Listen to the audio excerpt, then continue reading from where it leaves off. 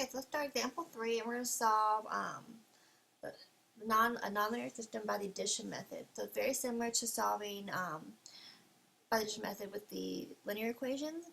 So what we're going to do is we're going to try to eliminate one of these variables. We'll eliminate the x squared or the y squared. It doesn't matter which one you pick. If I want to eliminate the y squares, I would go ahead and multiply top one by -1.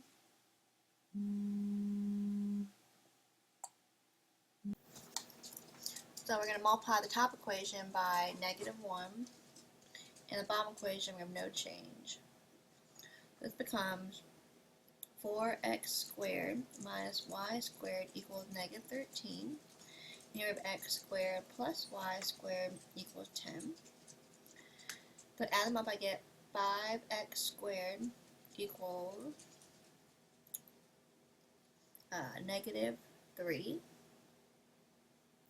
And I realize I just made a mistake here. This should be, if I multiply the top one by -1, this should have been -4x squared. Minus y squared equals -13. Down here I get x squared plus y squared equals 10. So I add these up, I get -3x squared equals -3. Okay, that would look kind of weird. Now I'm going to divide both sides by -3. Can I use the square root property in just a second? So I get x squared equals 1. Okay, I'm going to use the square root property. So I get x equals plus or minus square root of 1. And the square root of 1 is 1, so plus or minus 1.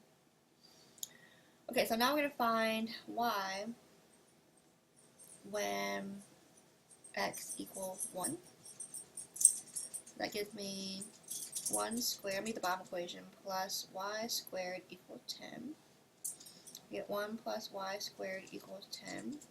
Subtract 1 from both sides, I get y squared equals 9. So y equals plus or minus square root of 9. So y equals plus or minus 3. So when x is 1, you get 3 and you get -3. Now let's try to find y when x equals -1.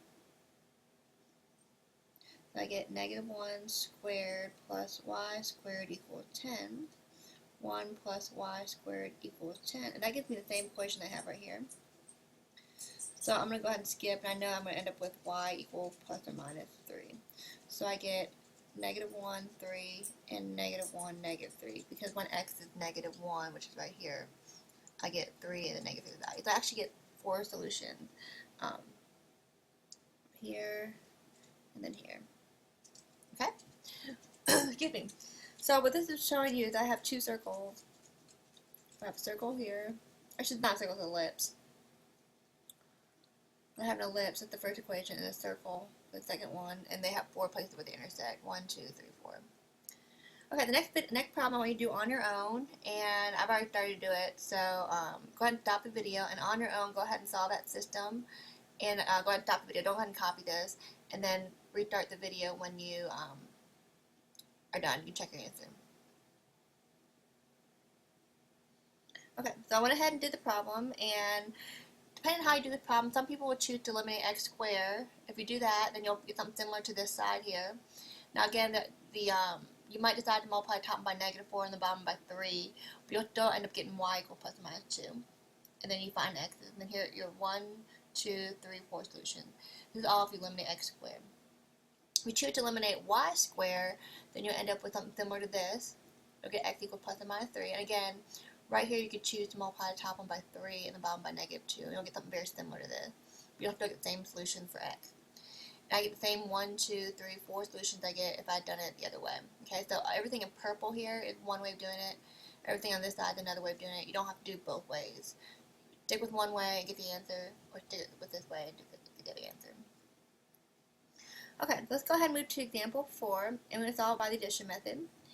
And again, if we want to solve by the addition method, we're going to go ahead and line up the terms. So here I have this system here, and I'm going to go ahead and move the x squared this side. So I get -x squared plus y equals 3, and the bottom equation is x squared plus y squared equals 9. When I add the equations together, I eliminate this these terms here, so I get y squared plus y. I can't add these together because they're not like terms, but I can go ahead and write them on the same line. That equals 12. And now I have a second degree equation, so once that equals 0, so I have y squared plus y minus 12 equals 0 because I subtracted 12 from both sides. Now I'm going to solve this second degree equation. I'm going to go ahead and factor. I get y plus 4, y minus 3. Looks like that would work. So y would equal negative 4 or 3. Okay, now we're going to find x. Let's find x when y equals negative 4. So here I have y equals negative 4 squared plus 3. So y equals 16 plus 3. So y equals 19. So when, x, my bad. And I did that wrong. When y equals negative 4, I did that wrong.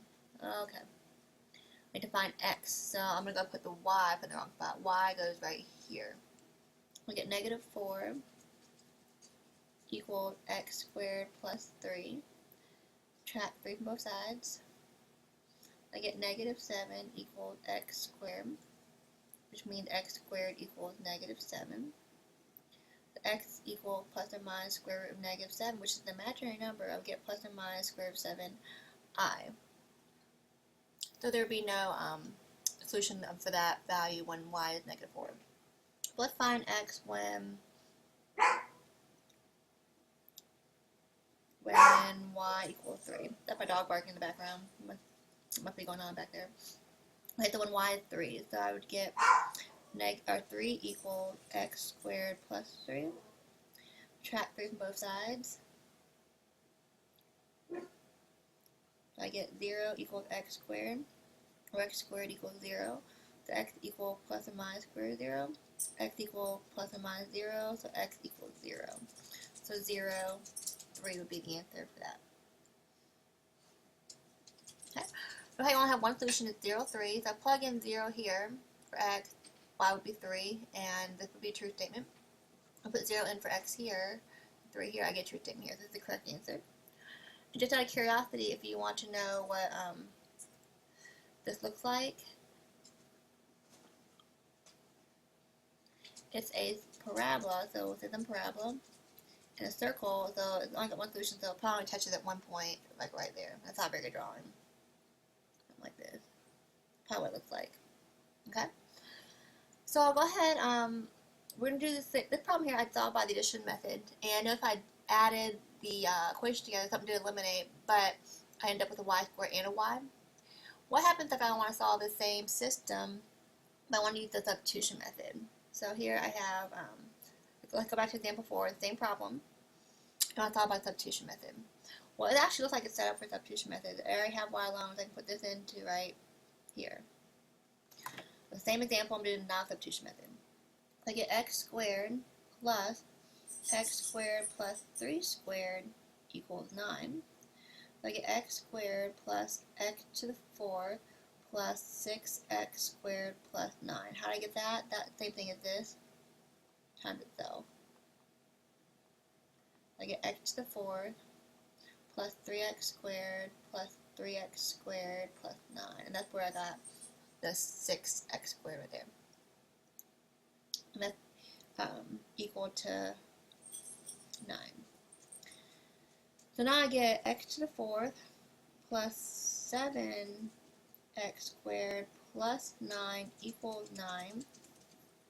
So I'm going to set equals 0. I get x to the 4th plus 7x squared equals 0. If I factor out an x squared, I get x squared plus 7 equals 0. I'm going to set each of these equals 0. So x squared equals 0 or x squared plus 7 equals 0. This means x equals plus or minus the square root of 0. X equals plus or minus 0. So x equals 0. Here I solve for x, I use square properties. I get x squared equals negative 7. X equals plus or minus the square root of negative 7. So x equals plus or minus square root of 7i. So it looks like I have an imaginary x value here, so I don't even test this out. So all I want to do is to find y when x equals 0. Okay, so y equals 0 squared plus 3, so y equals 3. So I get 0, 3. Same answer I got when I did the addition method. There it is, 0, 3. Okay, so this problem here, actually, you could do either method, addition and or substitution method. Okay, so on your own, go ahead and solve a system. You choose whatever method you want to use. If you want to use the addition method, do that one. If you want to do the substitution method, do that one. I'll put both solutions up, and you can check either one. If you really want to, try it both ways, see if you really know how to do it. Okay? Go ahead and pause the video and try that. Okay, so on your own problem, if you did the addition method, which I did here in red, you would go ahead and set up this way, move the x squared term to this side, becomes negative x squared. You end up with this second degree equation, which I set equal to 0. I get y equals negative 6 or 5. And then when I define x when y is negative 6, it ends up being an imaginary number. So I get plus or minus square root of 11i, so I don't even bother with that. So when I try to find x when y is 5, I end up getting 0, 5. Okay? So I don't have one solution, 0, 5. When I did the substitution method, some of y'all might have done the substitution method, and I end up getting this fourth degree equation, but I went ahead and solved by factoring, and I got x to be 0, and then the imaginary numbers, I only focus on the 0. And to find y when x is 0, I went ahead and plugged it in there to y equals, and then got 0, 5 also. So again, you get the same answer whichever way you do it. You don't have to do both ways, just make sure you do one way. Okay. Now the next example, I have one more example, I think at the end of the section. I got, 3 minutes to do it. So let's see if I can do this. If I can't, we'll start in the next video. You have 36 yards of fencing to build an enclosure of the figure. Some of the fencing is used to build an internal divider. If you'd like to enclose 54 square yards, what are the dimensions of the enclosure? So we got to set up a system of nonlinear system. So we know that we're going to use fencing, and we're going to use this much and this much, this much, this much, and this much. So I know that if I have x plus x, that would take care of this side right here, this side right here, plus y, y, y.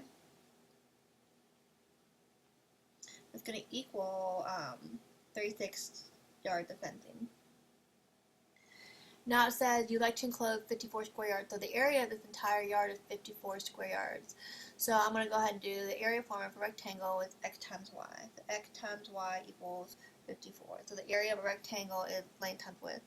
And this right here is just the, it's kind of perimeter, but you have perimeter, but then you also have the internal divider. So my system's really going to be 2x plus 3y equals 36, and x times y equals 54. This is my system right here. Looks like I'm going to run out of time, so I'm going to go ahead and stop it right here, and then we'll start this problem up in the next part, and then we'll finish our section.